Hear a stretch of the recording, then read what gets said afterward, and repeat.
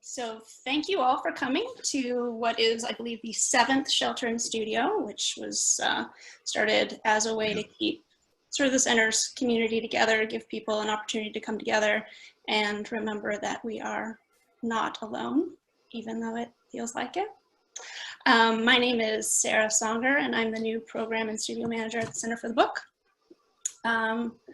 And this particular tour is near and dear to me, as is our host. So I worked at Arion Press for a very long time. And this is the first of 3 tours with Arion, because it's too big to cram into one session. And so we're starting today in the Foundry, M&H Type, with Brian Ferrett. And off he goes. Now? Okay. Hey, everybody. So many of you know who we are, but in case you don't, yep, we're M&H Type, which is Mackenzie and Harris. It was started around 1915. George Mackenzie came out to demonstrate, or to set up the demonstration of the monotype casters, which I'll talk to you about in a bit. He came out for the Monotype Corporation to set up for the PPIE, the Panama Pacific International Exposition. By the way, this is kind of weird. Normally I have people with me, so be patient with me. Mackenzie decided to stay in San Francisco. He bought one of the machines, actually, I think technically 3, and a bunch of mats. I'll show you what mats are in a minute.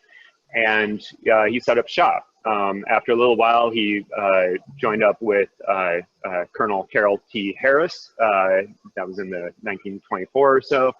And Harris also had worked for Monotype Corporation, and he wanted to relocate to San Francisco. And so he did. And then originally it was called the Monotype Composition Company. And it later, I think in 31 or 32, changed the name to Mackenzie and Harris. And so when Harris joined, they started focusing more on getting better typefaces and producing type for fine printing. Harris really wanted to focus on that. He was buddies with Bruce Rogers and Frederick Gowdy, and so he really supported them, especially Gowdy. And he was also friends with the Grabhorn brothers, who many times they wouldn't have enough money to, I just read this in the book, to actually pay for the type, so he would give them a big discount so that they could produce their books. So anyway, they moved to Folsom Street in 27, I think, stayed there until the early 70s when they moved to Bryant Street. And it was on Bryant Street where Andrew Hoyam, who had been part of, or who had started Arion Press, ended up buying M&H, and so then we were combined. And while we're technically separate, we're not separate at all. We all work together here.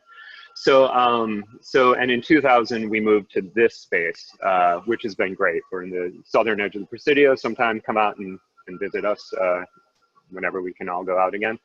Some of you I know have been here, and some of you are here right now in different parts of the building. Moved here in 2000. What we do here is we produce limited edition books, and in the next Shelter in Studio, you get to see that. Maybe not the production of the books, but the press room. What we do down here is we cast all the type for our books. Right now, we're casting Sea of Cortez by John Steinbeck, which we're hoping to have out end of the summer. I think that's the plan, is end of the summer. I have notes. I didn't have notes last time. Coming late summer. All right. It's a Steinbeck and Ed Brickett's book. We've got, it's going to be pretty cool because we have engravings by Richard Wagner, who Bay Area people definitely know, and probably everybody knows. He's an amazing engraver. So we're pretty excited about that because we're also getting some, for our deluxe edition at least, we're getting boards from the actual ship that this all took place on. They're fixing it up north. And so, yeah, so that's what I'm working on right now. Really exciting thing happened today. We didn't have any accents, I thought, for this. For those of you, you know, like A with a little tuk or the umlaut. And I just spent 2 hours and I actually found them over there. So I'm super happy. giddy almost. But anyway, so what we have here, I'll show you what mats are. We have the monotype composition machine, caster. And it was developed in the mid 1890s. I think that's when it was patented. And cool thing about this, and I'll show you how it works in a little bit, but it's got a 2-part mold system. Everything here is heavy, so there might be some clanking. Sorry about that. So first you have your main mold here. This is your body mold. And this little guy here, I know it's kind of hard to see maybe, but as this opens and closes to the width of the character that's going to be cast. So a lowercase I will be about that big, cap W will be like that big. So this sits here. There's a little hole right here where a nozzle seats into it and molten lead is shot in to this hole. And this is the coolest part. I'm going to show you 2 of these. This is called a mat case. Now, all these are individual pieces of one particular point size in one particular typeface. So this particular one is 1239, or 12.239, which is 12-point Perpetua. And it has all of the Roman, all of the italic, all of the small caps. Soon it will have most of the accents in it. Okay. And so you can't really see the letter form punched into it. So I grabbed this is 22-point Centaur, everybody's favorite Centaur, which is called large comp. So you can see a little bit better. The camera's not great, it's not focusing, I guess, but yeah, so that's a mat case. So what happens is this mat case gets pushed around, and then when it gets to the letter, it gets pushed down as the blade opened up. Yeah, I'm not gonna show you that. And then the lead shoots into the chamber. So it looks kind of like that. And then the character, the letter is cools off instantly and then is ejected, and then it moves on to the next letter. Again, I'll show you all this in just a sec. How does it know where to go, you ask yourself? Good question. It uses this. This is a paper spool. Actually, normally it uses this. This is a paper spool. Each set of holes, each pair of holes, corresponds to a spot on the mat case. So A through O, 1 through 15, so X and Y, let's say. And here we go, we get A through O, 1 through 15. So B12 will be B12 down here. It's kind of like Battleship. So that moves around. This, there's a ratchet, it ratchets to the next set of holes, ratchets to the next set of holes. Air goes through, the air goes to pins which pop up, and the travel of the mat case is stopped, pushed down, and again, you'll see that in just a sec. If you, yeah, actually, Sarah, could you do the air tower shot? Whatever this one's called. Yeah, that's one. So just to show you where the air tower is, this is the air tower. Traditionally, this spool would be riding in here and ratcheting, and the air would go through. We're pretty lucky in that we have this system here. You can't see the circuit board, but this is called the Welliver system, designed by Bill Welliver. Let's see if I can focus better on that. I think I did that, didn't I? There we go. So it's pretty cool. So what it's doing is it's taking the spool out of the equation, and now you can make a digital spool using program, and it feeds the information into the circuit board, which is here, and then this puffs air instead of air just traveling through, puffs air to activate the pins. Brian, what's the tennis ball for? What's that? That's because I hit my head a lot. I should have one here. Yeah, so when I'm doing work on that side, I found that I would smack my noggin on the open pipe, and so before tennis balls, they used a potato to. Yeah, exactly. They used the potatoes. In the head. But it's very very helpful. You know, I like to reduce the amount of concussions I have in a week. So yeah, so that's how that works. And could you do the overhead shot, and I'll get it casting. And I'm not sure how much time we actually have left. We're at 12:42. You're golden. I'm golden. All right, cool. So you got that? All right, cool. So what you're seeing is the caster moving over here. So this pin here, this pin here. So the mat case is in here. Actually, I can show you where it goes in.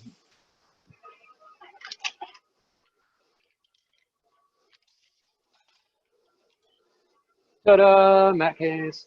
So this slides in here.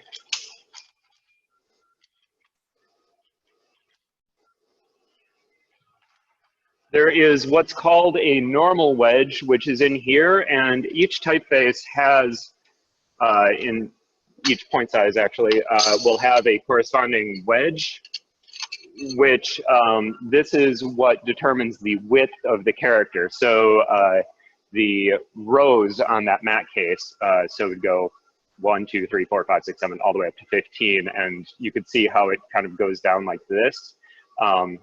This dictates the width of the character by blocking that blade I showed you earlier.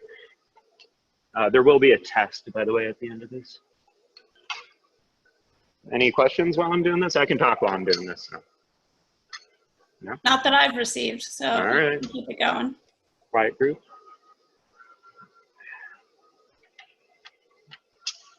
Brian, how did you learn to do this? This looks very complicated. I learned here, actually. Yeah, it's not a place you can do, or it's not a thing you can learn many places. There are people who do, obviously. You know, there are monotypes floating around. But yeah, I learned from Louis Mitchell, who was here for 64 years. Yeah, he taught me how to run these. And that's not a mistake. It really was 64 years. It really was 64 years, and he would have kept going. If his back Brian, what's your title? better. What's your job? Oh God. Pass. I don't really know what my title is, because Chris Godek and I both run the Foundry together. But we also print out in the press room if we're needed. We do all of the sales. We run all the daily operations here. We also are facilities. You know, I don't really know what my title is. Okay. T.S. Eismore wants to know how long it took to master this machine. I don't know if you ever actually can master it. There were still things that Louis would say, oh, I've never seen that before, or never had that happen. So, you know, you can learn to use it. You know, it takes a couple years to really feel comfortable on things, but these machines are so old that many things can go wrong, and do often go wrong. So I wouldn't say I've mastered it, really. What was I going to do? Pointing out that you're a journeyman typecaster. Who's pointing that out? Your father. Oh, okay. Sure. I will agree with All right. Now that I've got this back going, can I show you a couple things? This is pretty neat. So here are the pins, like I mentioned, or the posts that block the travel. These are called jaw tongs, and this back one and this back one will move into a position, and that's what tells the mat case where to go. It's called a centering pin, and that goes down into a cone hole, which keeps the mat on top of the mold. These little guys here activate what are called wedges, and I'm just going to show you what they do. So the one on the left, if you can see this one, yeah, this one will start it casting if I want it to cast. Pause it. This one stops it. I can also eject it by hitting both of them together. It's a good way to cast sorts if I'm going to cast sorts for anybody. So if you don't know what sorts are, that's if you need like 50 E's or 90 C's or something like that. I can cast them for you like that. Or say Kennerly 14-point U's, lowercase u. I'll be casting them similar in a similar way. I'm going to activate the computer so you can watch it actually casting in the next line. Go back over here and hit start.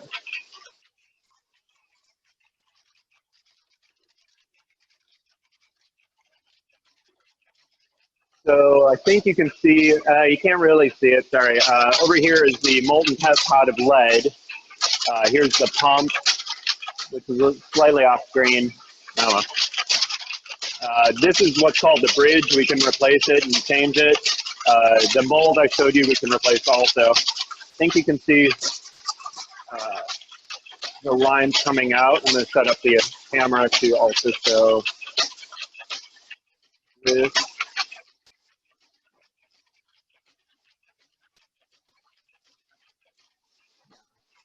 Sorry, I can't see how well you can clearly see it, but notice this guy keeps moving. This guy keeps moving. I don't know if you can see the pins back here and here. Most smart people don't stick their hands in the machine, but sometimes you have to. This adjusts the set width if it's getting, as it gets hot, sometimes the line length gets a little wonky, and so you have to adjust the width just slightly. Make the line fit. What I'm doing now is I'm putting lighting in. So what we'll do is we'll end up casting about 70 to 90 lines of whatever book we're working on or whatever project. This particular book will run something like 140 galleys. Normally it goes much faster, but unfortunately the point size makes it get a little too hot, so we let it cool down in between galleys. Once we get all the lines out, we'll take it, brush it off, and then take it down to the press room, where the next studio, shelter in studio, they can show you. We'll take a proof, proofread it, and then move on from there. Yeah, and so now what's going to happen is if everything works out well, which it never does, I could actually go on to the next caster and start casting on that. Coming up, I'm going to have to cast the footnotes for Sea of Cortez, and that's all going to be done 11 point on 12 point body Perpetua. This is 14 point Perpetua. And so once I'm comfortable that this is running well, I'll move over to the next caster, get that running, and start so that when they go to do page makeup, they'll be ready to do all the footnotes and everything. Yeah, and it is exciting. Oh, could you do the front view so you can see the if it's working? There we go. Brian, what do you do when a part breaks? What's that? What do you do when a part on the machine breaks? Oh, God. Well, we have lots and lots of spare parts laying around. And so M&H at one point was a huge company. Even had an office in Oakland. The Oakland, it wasn't, they didn't cast type there. They were mainly, they did advertisement layouts. So whenever a machine was scrapped or torn apart, they would save all the parts. And so we just have, 100 years worth of random parts in drawers. Very, very heavy drawers, not sorted at all. Also, whenever, it's only happened a couple times, but if somebody's getting rid of parts, I will take them. So if you have parts, I know there's a couple that I haven't gone and got picked up yet, but yeah, if we don't have that part, we'll have to try to get it made, which ends up costing a lot of money. The Thompsons, we have other casters here that I can't really show you just due to time, but we've had parts break on those and we've had somebody make them. I can't hear you, Sarah. Can you, thank you. I'm in the chat, so I'm just making spaces. Can you explain why this is different from a linotype as a monotype? Hey, linotype. Yeah, hold on one sec. I just found yeah, they're there. All right. So I'm just gonna maybe ruin the focus here a little bit. This is a linotype slug. So the monotype is cast individual pieces. This is more like handset type, so that you could take a I am going to get it. You can take a composing stick like this, and then take a line out, put it in, and make any corrections you need to make. With the Linotype, if you make a mistake, you have to get rid of the plug and recast it. It's also, this is a two-part system. So you've got the caster, and then you actually have a keyboard. So I'm not going to show you. And so the keyboard makes the spool. You bring the spool over onto the caster. The Linotype is one giant machine. If you're in the Bay Area and are downtown, go to the Chronicle building. And I believe they have one in a glass, like in a window that off the street, so you can look in. It's a giant monstrosity. People who like Linotypes love Linotypes. I kind of think of Linotype like Mac and Monotype like a PC, and you know, people don't agree. I've heard many long arguments about what's a better machine. And I was just going to show you a Linotype mat. See, there we go. There's some Linotype mats. They're different. And I've never used a Linotype, so I'm not sure how it works, but I believe there are different channels, and depending on these notches, these slide down the channel, and then it'll form a line of type like this, and then with these mats, and then shoot lead into the chamber, and that's how it's cast. Brian, Rebecca Gilbert wants to know about other services that M&H offers. I mean, we can. Selling type. Composition, selling type. Oh yeah, so we do other stuff. So we do sell type, Rebecca. We do sell type. We are currently only selling stuff we have on the shelf, and that's mainly because technically in the shelter in place, I don't believe we're supposed to be casting for production, only basic functions, and since this keeps us going, we're considering it a basic function. So we're casting for our books right now, but not for sale. We do have lots of type on the shelf.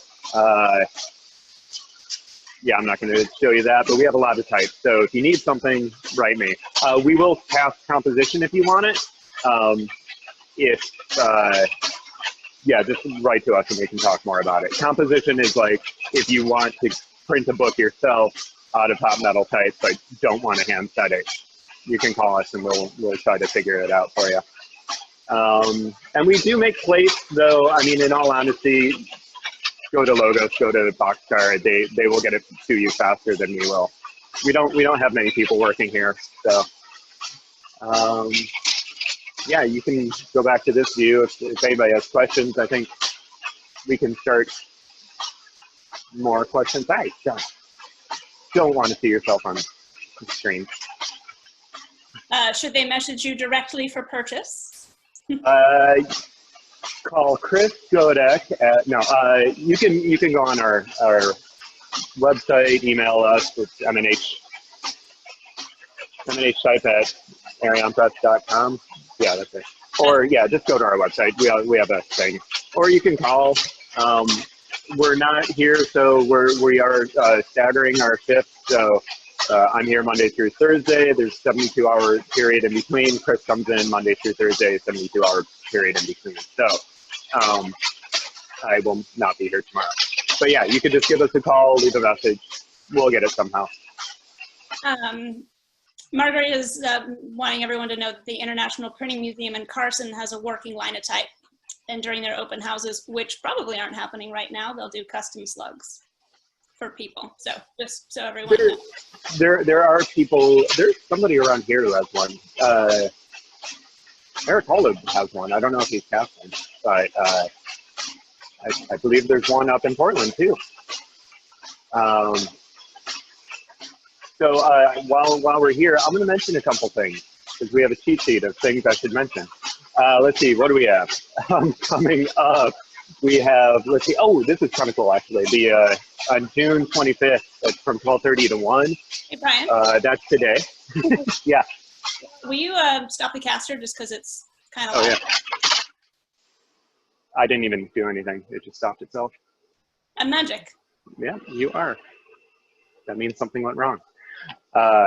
Yeah, so anyway, so that was today's actually, July 17th, that's the one I was thinking of. 6 p.m., the Handbook Finders of California 48th Annual Members Exhibition is going on, and we're gonna have a virtual opening. I don't know how that's gonna work, but keep an eye on our website because I'm sure it will say something there. And later in the fall, we're gonna have a William Saroyan exhibit, so that'll be cool. Cool. Yeah. Lots of people were very concerned about you sticking your fingers in the machine. A lot of concern on your behalf. Thank you guys. And then Chris wanted to make sure you were going to get everything done before he comes to work. Chris works here. No, but I will get the maps out for you so you can guess the accents. Yay. I get no feedback from that. Sorry. Thank you, Brian. Yeah, is that it? Questions from anybody? Oh, what about the potato? Oh, I didn't do the potato. Okay, so when we're done with a book, we don't distribute it. This is the other really cool thing about Monotype. We don't distribute it into cases. We take it, we dump it into hell boxes, and then we then dump it in way in the back there. That is that's for a metal pot for melting down lead or metal. So we'll bring it up to 700 degrees, stick the potato in it, let it start churning around. That way all the lead, tin, and antimony can get all mixed up. It's agitating the eutectic. By the way, if nobody's ever seen what antimony looks like, I found this the other day. This is a giant block of antimony. It's pretty cool. But then when I'm done, once it's all melted, we pour it into a mold and we make these pigs. And then the pigs will then be broken into pieces and we'll put them on the edge of the pot while we're casting. It warms up and then we'll tip them into the pot. That way you don't drop the temperature of the pot too much. Let me show you this. I stopped paying attention. Did you actually explain what the potato's for? It's for, oh, sorry, the potato, what it does is when you stick it on this bowl and shove it in, it kind of releases all the water, not at the same time because then it would just explode, but it just kind of bubbles and fizzes around and just goes like that. And it just keeps all that lead and tin and antimony mixed up. Pretty cool, huh? And then you have pigs. And Brian, that whole row behind you is all Monotype. The other machines are kind of tucked away, right? Yeah, Monotype's on this side of the building, and then over there, or the room, and then over there are the Thompsons. That stuff that you can see in the middle is just kind of banks and storage and molds, lead, yeah, just stuff. Yeah. We don't actually use these banks, and they just get dirty, and then once a year we clean them up. Cool. Yeah. All right. Well, thanks everyone for coming. And cool. Thank you. Let's see, we've got, this happens every Thursday at 12:30, and specifically on the 16th, we'll be back at the Arion Press Room. And next week we'll be with Michelle Wilson, who's a paper maker in Oakland, and then Taya Sizemore, who was participating today, the week after that. So hope to see you guys again. Cool. Thanks, SFCB. Thanks.